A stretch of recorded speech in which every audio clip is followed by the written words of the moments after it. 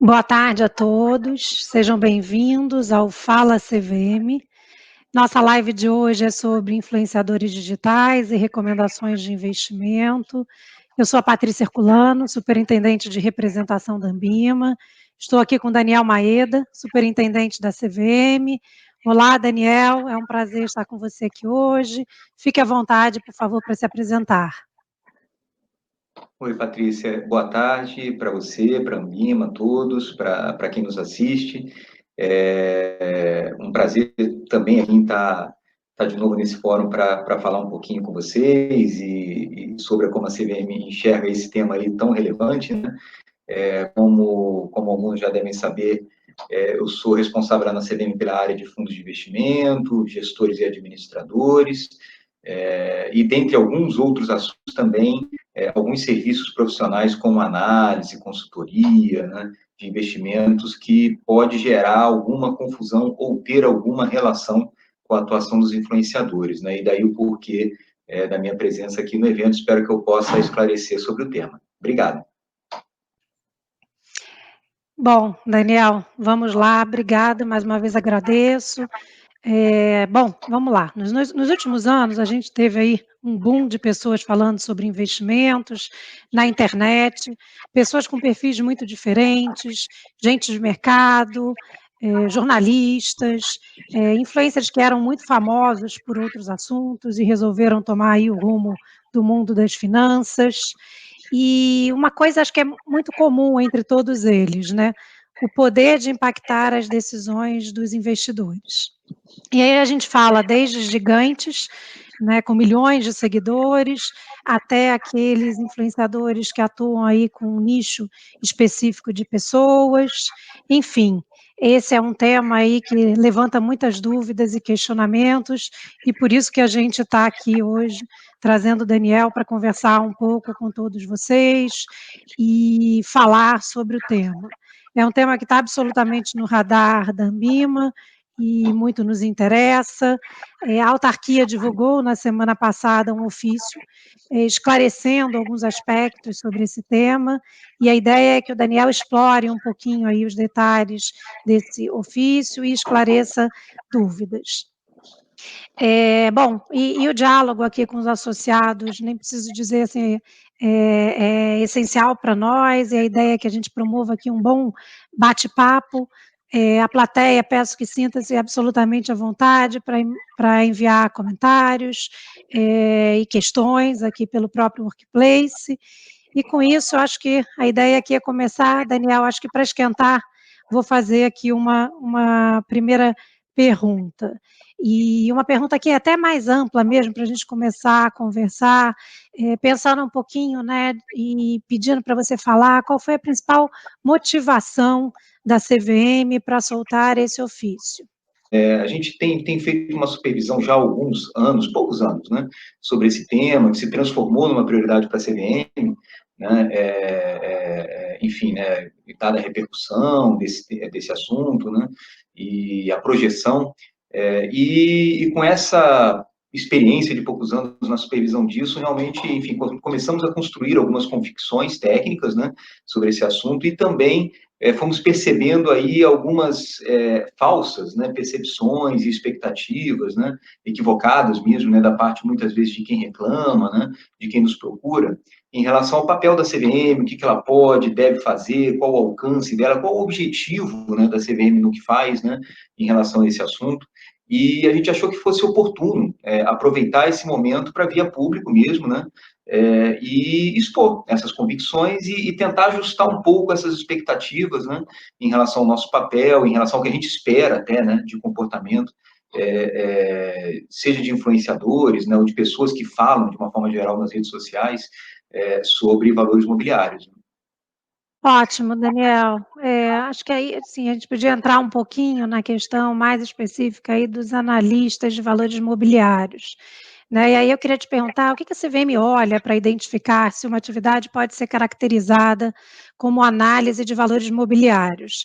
Então, acho que assim, quando a gente pensa sobre uma pessoa recomendando um produto na internet, falando, compre essa ação que você vai ganhar dinheiro.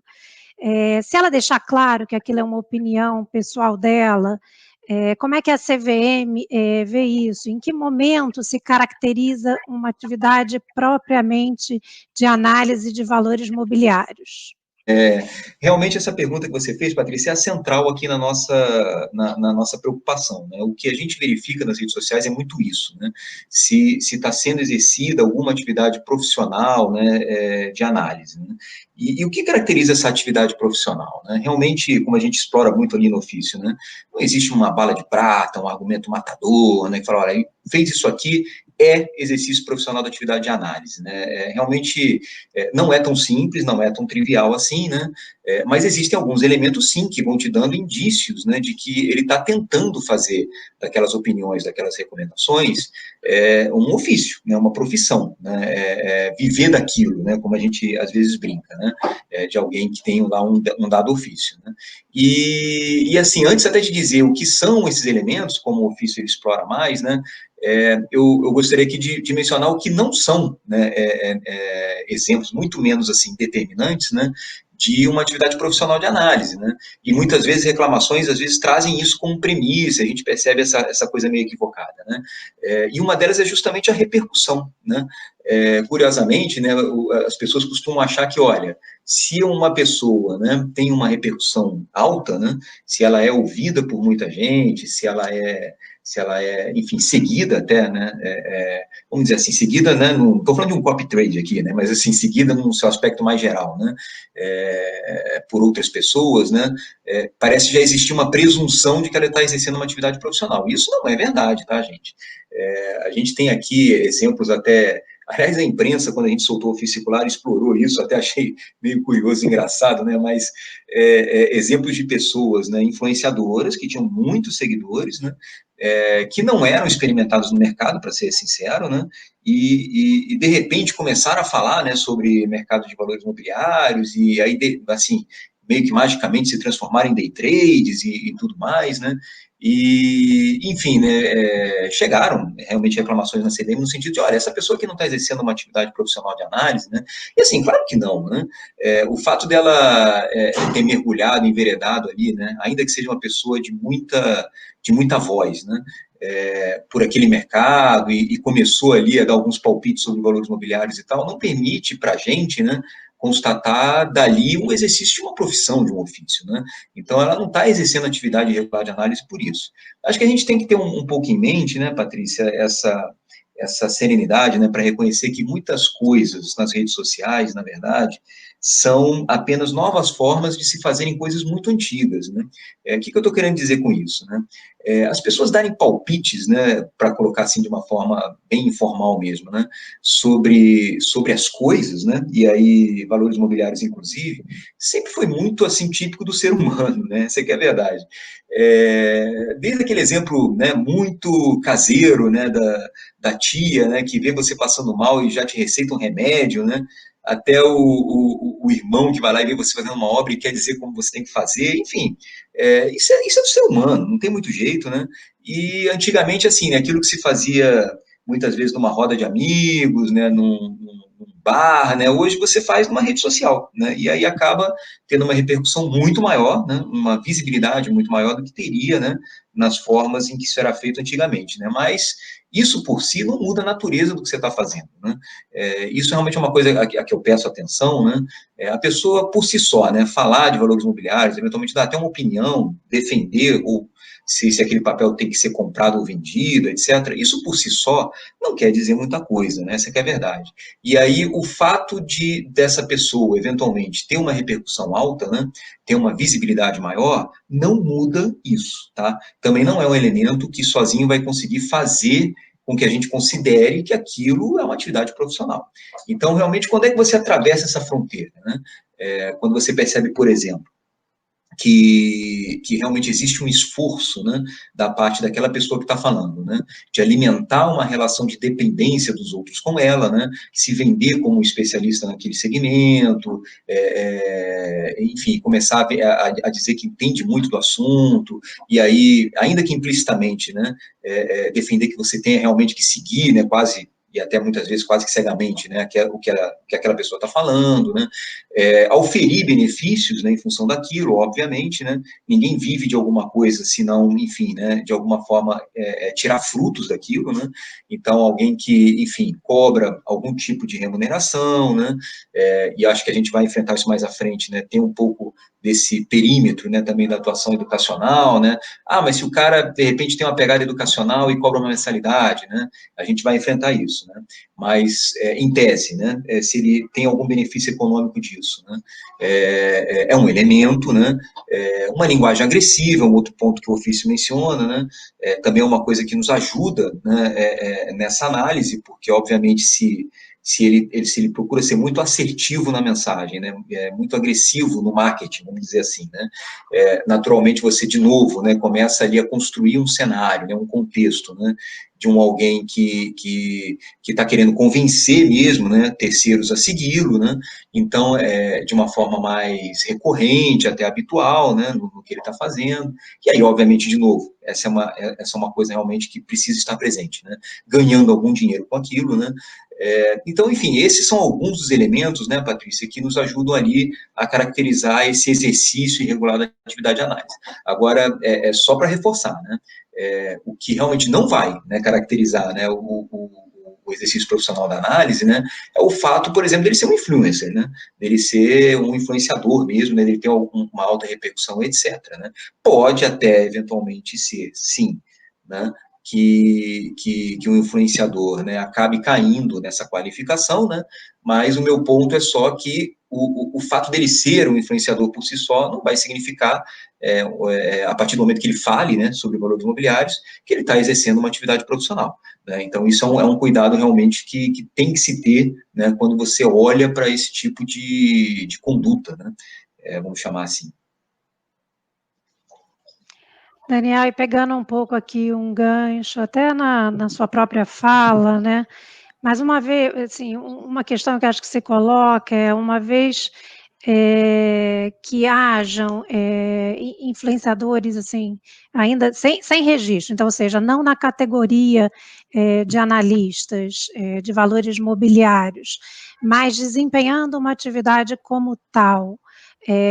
Qual é a alçada, até onde a CVM pode alcançar? Qual é o tipo de advertência e se pode dar algum tipo de advertência? A CVM recebe denúncias? Tá? Então, acho que sim, essas são questões, aqui estão todas mais ou menos relacionadas, mas que era bom, acho que você falar um pouquinho, né, sobre o escopo de atuação da CVM, nos casos que não estão dentro do escopo, como fazer, como a CVM procede. Não, perfeito, Patrícia. Assim, de fato, sim, né? A gente recebe bastante reclamação a respeito desse assunto, né? Não só sobre analistas, né? Que de fato são as mais comuns, né? Mas inclusive sobre casos de consultoria ou gestão irregular, né? Oferta irregular de produtos ou serviços em geral, né? Só para vocês terem uma dimensão aqui na minha área, e somos 3 áreas, né? Que se dividem nesse trabalho, né? A minha, a SMI do Francisco e a SRE do Miguel, né? Mas aqui na minha área a gente recebeu até o momento, em 2020, 120 casos, né? 122 casos, né? Então, é uma quantidade bastante relevante, né, de reclamações que a gente tem recebido, né?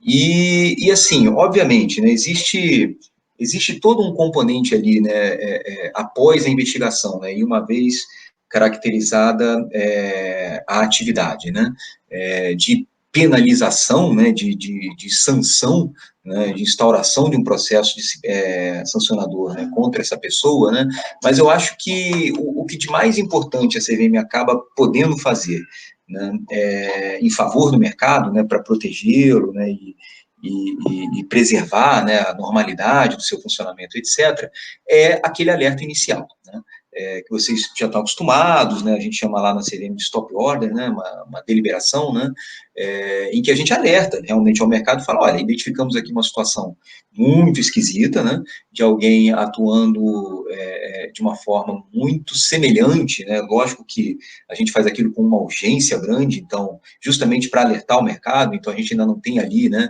aquela convicção plena, né? Por enquanto são indícios fortes, né? Mas isso, né? Indícios fortes de que alguém está atuando irregularmente numa atividade profissional, né? Então, por favor, não invista com essa pessoa, ou não siga as recomendações dela, né? Porque naturalmente assim, né, Patrícia, qual o valor que a gente tenta proteger aqui, né? Quando a gente fala de registro na CVM, né, não é uma questão, vamos dizer assim, meramente cartorial, né? O registro, ele traz no bojo dele, né, toda uma verificação de idoneidade, né, e de capacidade, que no caso dos analistas é testada por meio de uma certificação, né, e a CVM gosta das certificações, né, como meio de prova para isso, né, então é justamente isso, um meio de se provar, né, que aquele profissional tem idoneidade, né, e capacidade, é esse registro, né, ele passar por esse processo de registro. Então, quando você segue as recomendações de um pseudo profissional, vamos chamar assim, né, que não passou por esse registro, você não tem a menor segurança de que aquele profissional é idôneo, muito menos de que ele é capaz, né, de que ele tem realmente o conhecimento, a expertise, e geralmente não tem, essa que é a verdade, né, para exercer aquela atividade, né. E aí você realmente corre um grande risco, esse risco óbvio, né, de seguir uma pessoa que está cega tanto quanto você, né, que assim não tem a menor condição de te dar recomendações, né, e está ali te dizendo o que fazer, o que comprar e o que vender, né. Então, esse alerta, né, essa stop order que a gente faz já no comecinho do processo, quando a gente identifica ali aquela verossimilhança muito forte, né, é o que de mais valioso a gente pode fazer. E aí vem justamente essa mais valioso e mais importante, né? Vem essa dica ou essa recomendação, esse alerta, né, que a gente faz, né, de que, enfim, todos sempre fiquem muito atentos a esses alertas da CVM, né, e tenham esse cuidado, né, assim, olha, se pelo menos assim, né, vou dar o benefício da dúvida, né, se sair um alerta no site da CVM falando sobre aquele profissional, peraí, né, assim, vou tomar muito cuidado aqui, né, antes de deixar dinheiro na mão dele, ou antes de me fiar, né, nas recomendações dele, né, para operar, etc, etc, né, pelo menos ali alguma suspeita, né, relevante sobre ele existe, né. Tem um ponto também, né, Patrícia, ainda nesse contexto, né, e aí também é um pouco do contrário senso, né, existem muitos casos que chegam para a CVM em que a gente não tem o que fazer, tá, e especialmente, né, o melhor exemplo desses casos, né, acho que vai ficar muito claro para todo mundo, são os casos de pirâmides financeiras, né, que não envolvem valores imobiliários, né. Muitas vezes o camarada lá, né, na ponta e que é objeto de reclamação, né, ele vem e oferece uma proposta pura e simples de, olha, deixe seu dinheiro comigo que eu te dou 2%, 5%, 10% ao mês, né, e me ajude a trazer outras pessoas também, que eu te dou uma comissão por isso, né, e na verdade ele nem está falando assim que, olha, que vai pegar esse dinheiro e vai oferir rendimentos investindo em ações, ou montando estratégias, né, sofisticadas, nada disso, né, é uma proposta mais seca mesmo, né, de só prometer esse retorno e etc. Quando não existe essa conexão, né, com o mercado de valores imobiliários, ele não tá prometendo fundo, não está prometendo fazer a gestão dos seus recursos na bolsa, ou seja, onde for, né, lidando com ativos financeiros, etc. Quando não envolve isso, realmente assim, não é algo que a CVM alcance, tá? Então obviamente a gente comunica o Ministério Público, porque existem indícios de crime aí, claro, né, pirâmide financeira é um crime, né, estelionato também é um crime, naturalmente, né, então a gente comunica sempre o Ministério Público, a Polícia Federal, enfim, ou civil, né, conforme o caso, nesse tipo de situação, tá? Mas realmente a CVM, enquanto órgão regulador do mercado de capitais, para esse tipo de situação não tem muito o que fazer. E realmente é comum, tá? Não é a situação mais comum, não, mas dessas 122 reclamações que eu recebi aí, né, vou te dizer que talvez, enfim, 15, 20% delas, né, acabem caindo um pouco nesse campo, né, de irregularidades, na verdade, até mais graves, né, mas que não envolve a competência da CVM e por isso a gente não tem muito o que fazer. Então isso é um alerta importante que a gente faz também, né, para que a pessoa do outro lado tenha essa expectativa correta, né, de onde a CVM pode atuar e onde ela não pode, né. Daniel, você comentou um pouquinho também sobre os influenciadores que têm uma pegada mais de educação financeira, né, de falar sobre finanças básicas, explicar conceitos. E aí também queria ouvi-lo um pouquinho do ponto de vista, da CVM, como é visto cobrar por essas aulas, por esse conteúdo, tem algum problema? E aí bem dentro dessa sua linha de explicar o que está debaixo, né, o que está debaixo da CVM, até onde a Sim, CVM não, pode perfeito. atuar. Assim, poder, né, enfim, estruturar, né, desenvolver cursos, né, na internet, inclusive, né, em meios virtuais, e cobrar por isso, obviamente não tem problema nenhum, né? Desde que seja isso. Né? Esse é que é o meu ponto, né? E aí, obviamente, o alerta que a gente faz, isso já foi até explorado por um outro ofício circular nosso, anterior, né?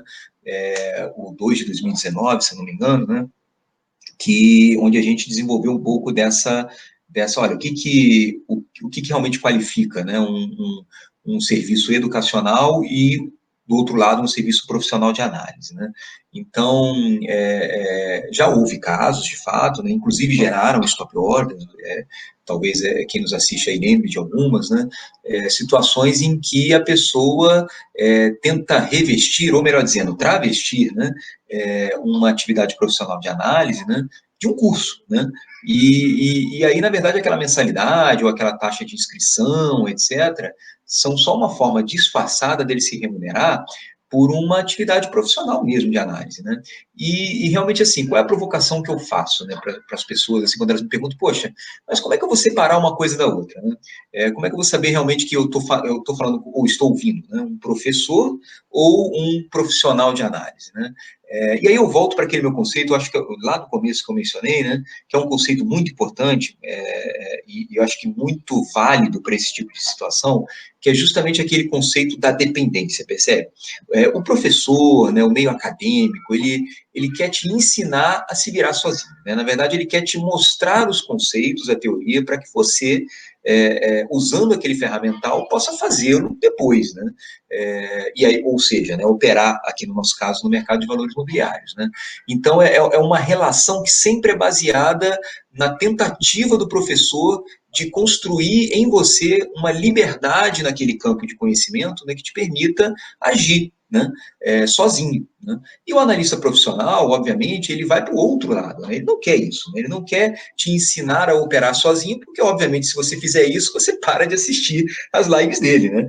Então, o que ele quer é justamente o contrário. O que ele quer é se mostrar como um especialista para você. Então, tem um você SA, né, no analista profissional, que não existe no professor, ou é muito mitigado, né, no professor.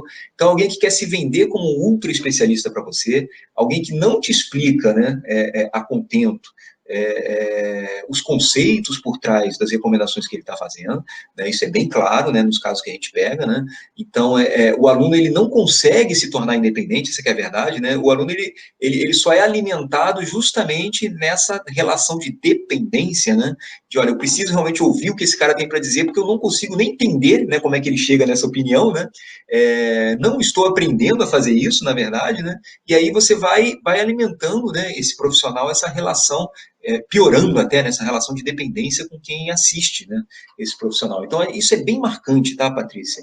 E bem diferenciador mesmo, né? Quando você vê uma iniciativa educacional, né, realmente a pegada é muito essa, né? Olha, você está formando uma turma, né, para aprender sobre o mercado de capitais e depois alçar os seus próprios voos, né? Enquanto o analista profissional, ainda que travestido, né, de um provedor de cursos, né, ele alimenta justamente uma relação oposta, né? Uma relação em que você escraviza, né, aquela pessoa que está te assistindo, né, sem deixar que ele alcance, compreenda os conceitos por trás, a teoria, etc., né, e se torne cada vez mais ali dependente da opinião que você está dando, né.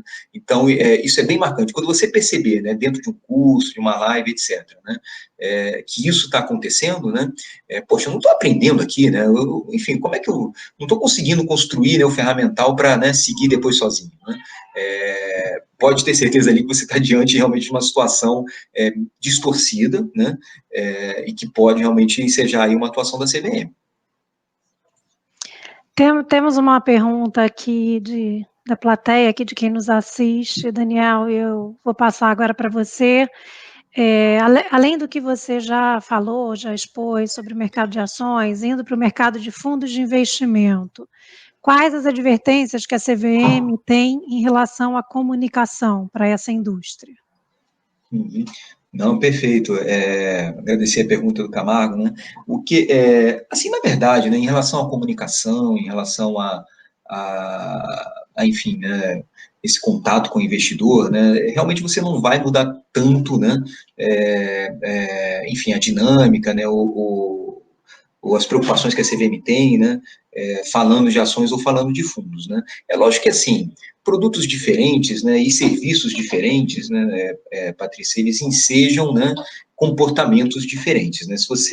Por que no campo da análise, né, existe tanta gente se aventurando, né, num exercício ilegal, né, da profissão, etc., né? Porque existem campos da análise, né, e aí especialmente, por exemplo, a análise técnica, né, grafista, né, que criam um contexto, né, em que essa relação de dependência que eu falei, ela acaba ficando facilitada, né, porque é uma técnica, né, essencialmente curto-prazista, né, você tem que enxergar ali, enfim, os movimentos de preço do papel, né, ao longo do pregão, né, e enxergando ali onde é que estão as pressões, né, de compra e venda, etc., né, então realmente é uma coisa ali, enfim, né, uma recomendação que faz sentido agora pode não fazer daqui a 10 segundos, né, percebe? Isso cria um contexto, justamente esse contexto aí, né, de dependência, ele acaba ficando muito potencializado, né. No caso dos fundos, né, isso realmente não acontece, né, não é um tipo de produto que alimente muito ou que abre espaço, né, para esse tipo de interação, porque realmente, assim, você não está aproveitando uma oportunidade de curto prazo, né, quando investe num fundo, né, você está, na verdade, contratando um prestador de serviço profissional, né, um gestor ali, essencialmente, né, confiando na expertise dele, né, para encontrar as melhores oportunidades de investimento para você. Então, realmente, assim, nesse aspecto, né, os fundos de investimento talvez não tragam tantas preocupações, né, quanto esse segmento de análise particularmente traz, né, pela própria dinâmica, percebe, do produto, né, não é um produto com essa mesma dinâmica que existe muito ali na análise de valores imobiliários, especialmente na análise técnica, né, na análise grafista, né. Então, é realmente muito por isso que os casos concretos, assim, de suspeitas e tal, acabam orbitando muito preponderantemente nisso, né, na análise técnica, né. Mas, de qualquer forma, né, todas as nossas instruções falam a mesma coisa nesse sentido, né, e são mensagens óbvias mesmo, né, mas importantes, sem sombra de dúvidas, né. Essas regras valem para os fundos, ou para as ações, ou para qualquer tipo de comunicação que o agente regulado faça no seu investidor, né, que seja uma linguagem, de novo, né, útil, verdadeira, consistente, que não induz ele a erro, né, isso é um princípio de ouro, né, assim, e por isso mesmo transparente, né. Esses princípios todos, enfim, na 555 eles estão lá, na instrução 400 que regula as ofertas está lá também, e por aí adiante, né. Não muda muito realmente em relação dependendo do produto, né, essas regras gerais de comportamento, né, que você tenha que ter na oferta do seu produto ou serviço, né. E aí, naturalmente, lembrando também, claro, das regras de suitability, né, muito importantes, né, não oferecer jamais, né, para um cliente um produto que não seja adequado para o perfil dele, né. Acho que é isso, né, um bom resumo do que existe de regulação da CVM sobre isso. Ótimo, Daniel. Bom, eu lembro aqui para quem está nos assistindo ainda da possibilidade de enviar questões, dúvidas, comentários, fiquem super à vontade. A gente ainda vai poder aqui nesses últimos 15, 20 minutos explorar aqui um pouquinho Daniel, e a ideia é que ele traga aí novos subsídios para vocês que estão participando conosco. Enquanto isso, acho que, Daniel, a gente podia falar um pouquinho também sobre a contratação de influenciadores pelas instituições, né? Quando as instituições, na verdade, estão fazendo publicidade, elas estão lá regidas por uma série de regras dispostas na regulação. E aí, assim, o que eu queria que você explorasse um pouquinho quando agentes estão produzindo conteúdo em nome das instituições, quais os cuidados, quais são as orientações, o que se deve fazer? Uhum. Não, perfeito, Patrícia. É interessante essa pergunta, né? Porque, assim, veja que essa situação do influenciador, né, que, enfim, atue, né, em nome de uma instituição financeira, né, promovendo, né, um produto ou um serviço, etc., né, é uma situação substancialmente diferente dessa que a gente estava enfrentando aqui até agora, né? Esse começo nosso, né, ele teve esse objetivo de atacar muito o influenciador que está falando em nome próprio, né? Enfim, ele está lá tentando repercutir, naturalmente, né? Acho que é um pouco do papel dele, né? Ele tem que se manter ali na crista, né? Com visibilidade e tal, né? Então ele vai tentando trazer aqueles assuntos ali que mantêm ele, né? Nessa situação de alta repercussão, alta visibilidade e tudo mais. É sempre uma atuação ali em interesse próprio, né? Obviamente, assim, quando o influenciador ele é contratado por uma instituição financeira, né? Para fazer uma propaganda, por exemplo, né? Ele não está atuando em nome próprio, ele está atuando em nome de um terceiro, né? Então, que é a instituição financeira, né? E aí, enfim, realmente assim, a gente tem visto isso, né, Patrícia, enfim, até em televisão, né, a gente tem visto propagandas, né, e atores globais, etc., né, que, ainda que não sejam digitais, né, são influenciadores, né, sem sombra de dúvida, né, são exemplos disso tudo, né, e realmente, assim, o papel deles ali é atuar, de fato, e verdadeiramente como atores, né, como, enfim, como pessoas contratadas, e obviamente porque tem, né, esse apelo, tem essa pegada, né, com o público, né, para falar em nome daquela instituição financeira, né, sobre um produto, um serviço, etc.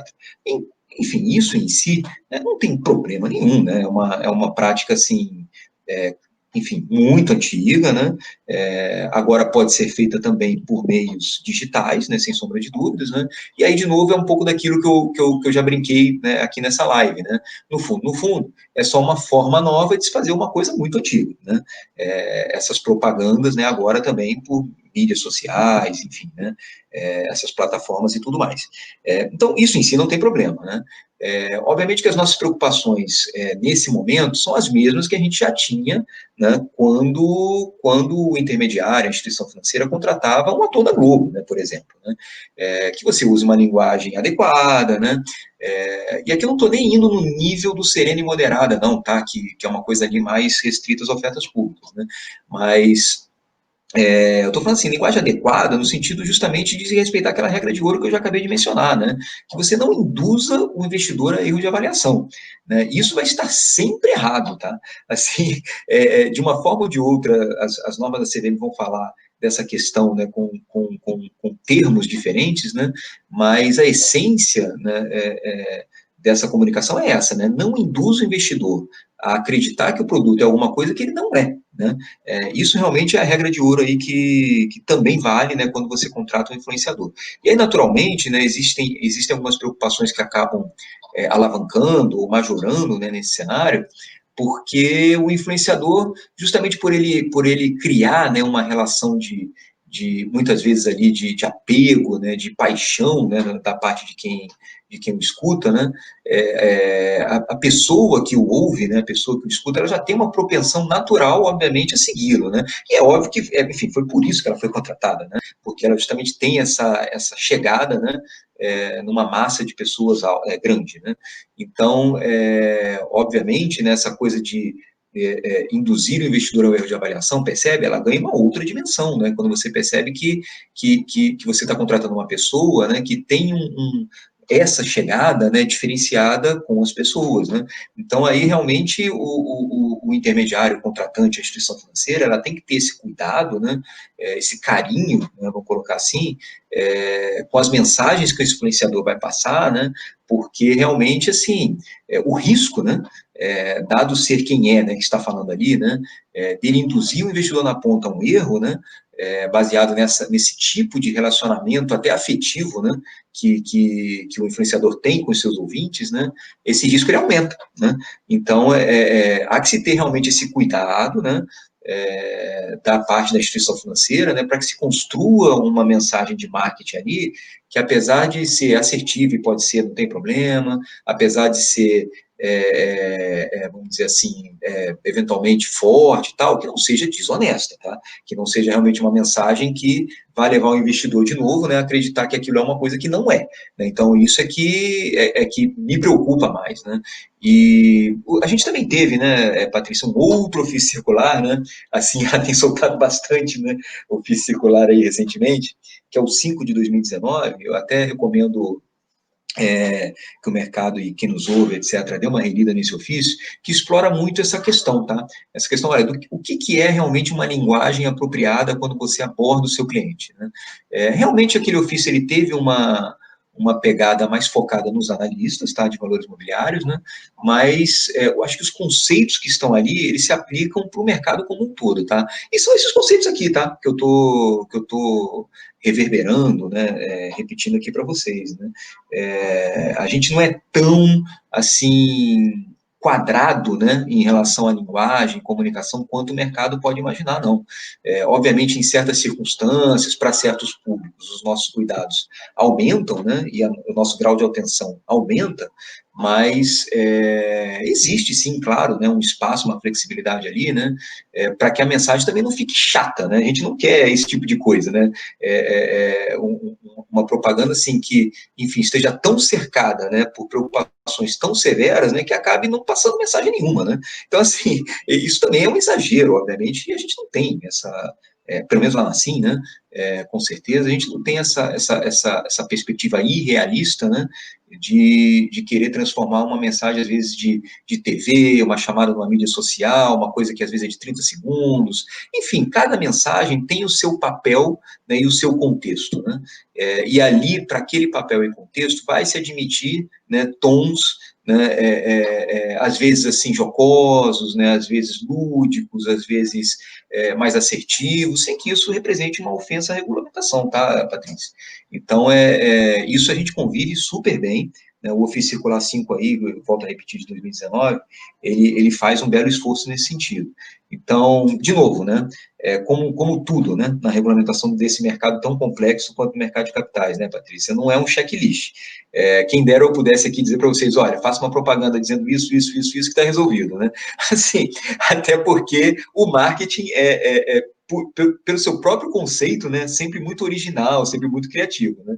Então, assim, não tem como, né, a gente aqui estabelecer balizas muito objetivas para isso, mas eu só queria realmente deixar esse conforto para vocês de que a razoabilidade, né, a visão equilibrada, né, ela sempre está presente, tá, na avaliação da CVM sobre essas propagandas. Daniel, chegou mais uma pergunta aqui do público relacionada ainda à questão da contratação de influenciadores, né? Bom, existem influenciadores devidamente credenciados como analistas que assinam um contrato para a prestação dos serviços de análise junto a participantes, mas exigem a manutenção de sua liberdade como influenciadores. Como demonstrar com transparência essa divisão de função? Uhum. Gente, assim, eu acho que eu entendo perfeitamente esse ponto, né? Aliás, para o influenciador, esse é o grande ativo, né, intangível dele aí, né? Essa liberdade, né?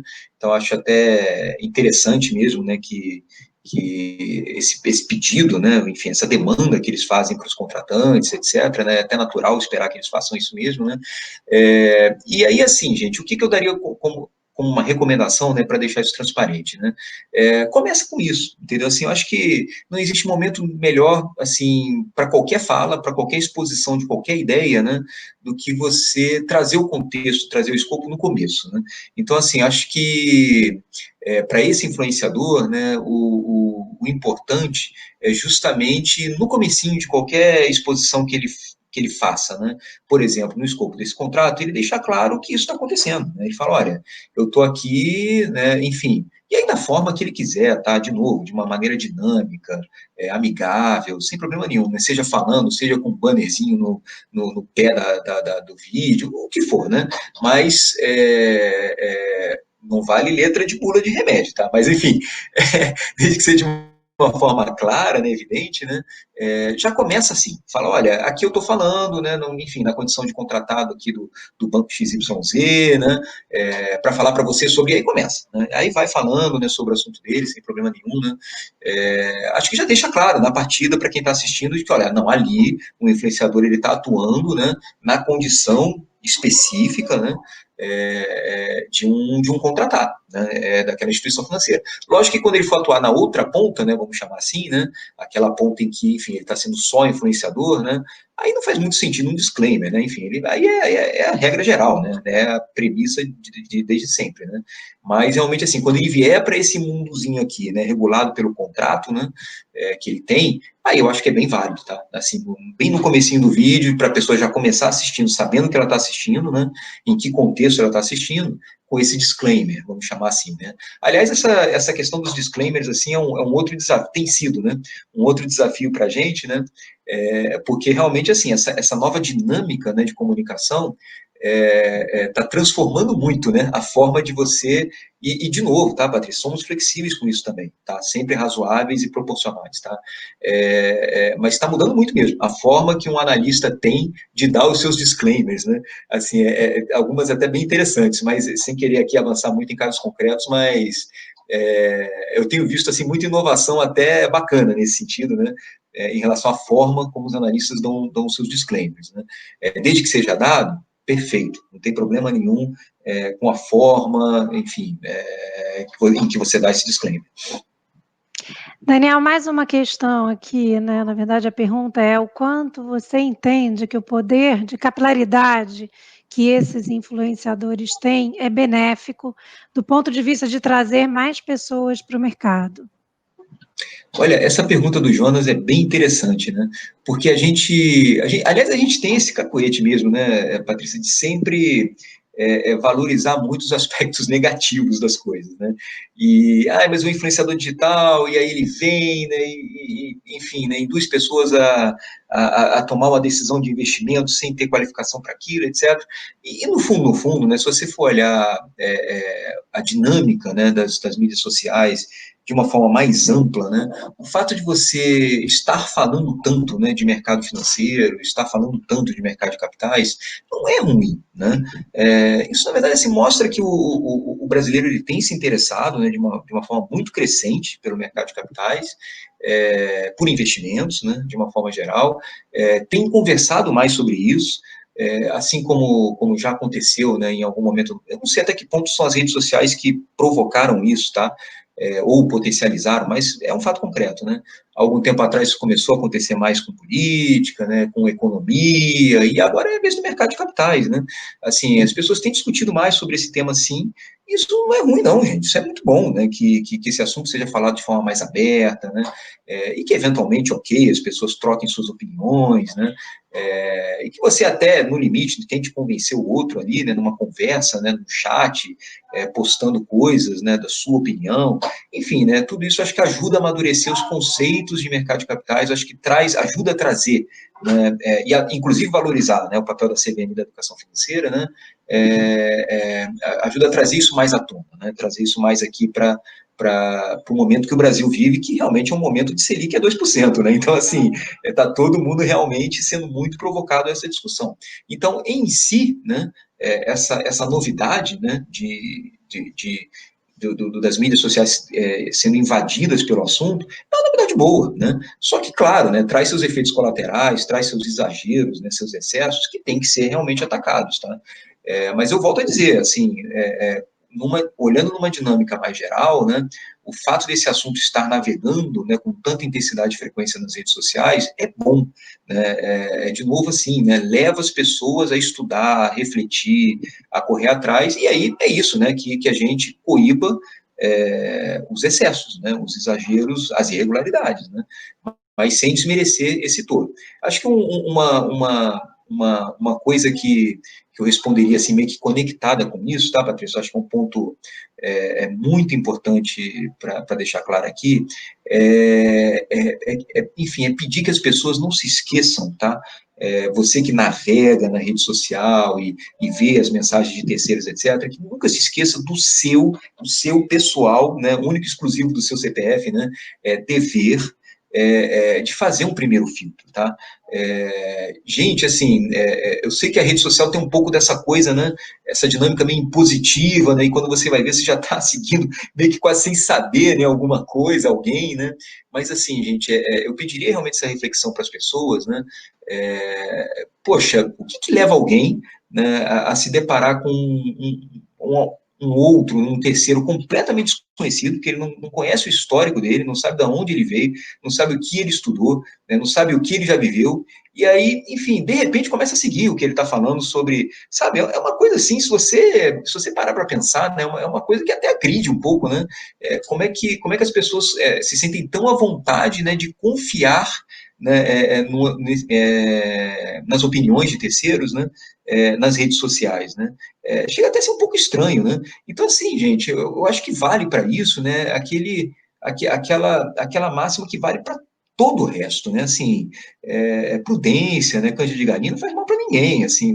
se você está ouvindo uma opinião de um terceiro sobre alguma coisa, né, e principalmente, né, se é sobre um assunto tão específico, né, tão especializado, né, quanto o mercado de capitais, poxa, será que não vale a pena você, enfim, pesquisar se aquela pessoa realmente tem experiência, se ela realmente atua ou atuou no mercado, se ela tem uma qualificação, e com certificação ou não, mas enfim, né, se ela tem uma qualificação para dizer ou para falar sobre o que está falando, né, às vezes eu percebo assim certas ondas assim, né, das pessoas de começar a seguir, né, alguém, né, e gente, assim, puxa vida, né, assim, essa coisa de, por exemplo, procurar saber se ela tem um registro na CVM deveria ser uma coisa quase que automática, né, natural, falar, poxa, se ele está aqui, né, vendendo um serviço, né, profissional e tal, vou procurar, né, o registro, assim como você, enfim, né, teoricamente procuraria se um remédio tem registro na Anvisa, ou se, enfim, um curso tem registro no MEC, né, vai procurar se aquele cara tem registro na CVM, né, então,